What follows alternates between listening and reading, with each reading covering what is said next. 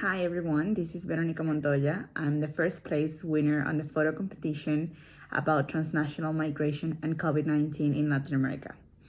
So I would like to talk about the pictures and the experience of migrants in the border of Colombia and Venezuela.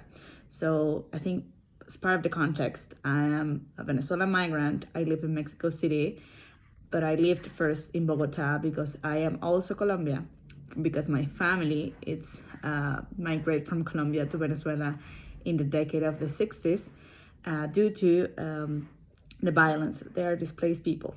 And so migration has been my life since I even wasn't born.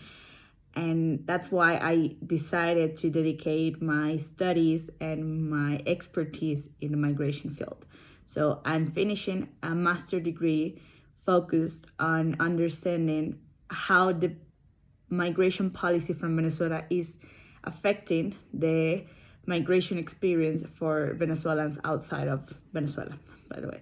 So that's what took me to go and travel to Cucuta, Colombia, the place where the pictures that won the prize were taken. I was doing some field work there. And the first is that those pictures came to my camera because I was basically having like a tour guided by some other professors of universities in Cucuta, showing how the border looks like, how actually it looks like. I was there like many years ago because my mom and I used to travel to Cucuta in Colombia with some regularity when the border was open.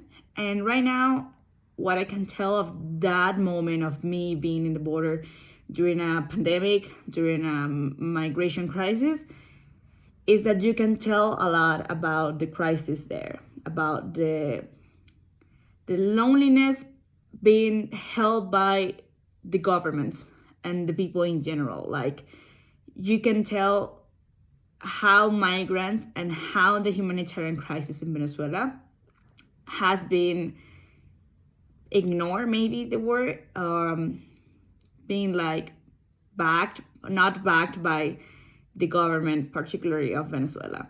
So the border is closed due to the COVID-19 pandemic, but people it's still moving, right? It's still crossing the border. The only difference is that they are not doing through regular path. They're using trochas, which is those, the not regular ones with, people who's actually charging them for helping them cross the border for not safe places. So that's a whole issue, and it's a topic inside of migration studies, how the migration industry works. And right now, my understanding of what I took in the pictures and what I saw in the border is that you can tell it's pretty lonely in the formal place, in the actual border where migrants should be able to cross legally and safety, because even though it's a pandemic, the virus won't stop migration. None will stop migrations, the immigration policies and the migration policies from the origin.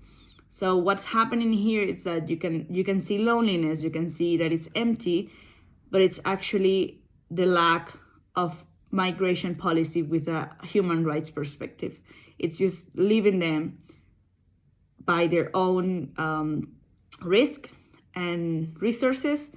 And maybe if they do know someone to cross them, maybe if you know where to cross, how much it costs, if they do have the money, if they do know the contacts. So it's basically governments just cleaning their hands and saying like, not my problem, And the excuse of COVID-19 has been used by a lot of governments around the world. It's not just the case of Venezuela and maybe Colombia while the border is closed. But also like saying that some advances have been taken in order to open the border for commercial purposes, but not for migrants and mobility. That's also a good point on telling how much migrants and human rights of migrants care to the government. That being said, migrants are actually having a rough time. The scarcity, the need, the human rights violation that you can tell just by walking on the border, it's big. Like, people still moving. People is in need of protection and international protection and need. And yeah, some international organizations are helping. So is the government of Colombia, as they can, as the resources allow. But it's been exacerbated, the need and the whole crisis context, due to the COVID-19, because we're now in need of providing and guarantee medical access to these people, and at least water and safe places with enough space for them to live and not being exposed to the virus. So it's a quite complicated context, which I would like us to understand that it's more than we can actually read and watch in a picture or in a documentary or in news. It's something that if you have at some point have the time to go and talk directly with migrants, they all have a different story. They all have different struggles, different resources. And what we can do actually, it's definitely visualize this and claim about they open the border, because people will still migrate. And by the very end, it's actually try to push that their humans' rights are respected, right? And I just wanted to actually thank all the persons I met during my time in Cucuta, Colombia.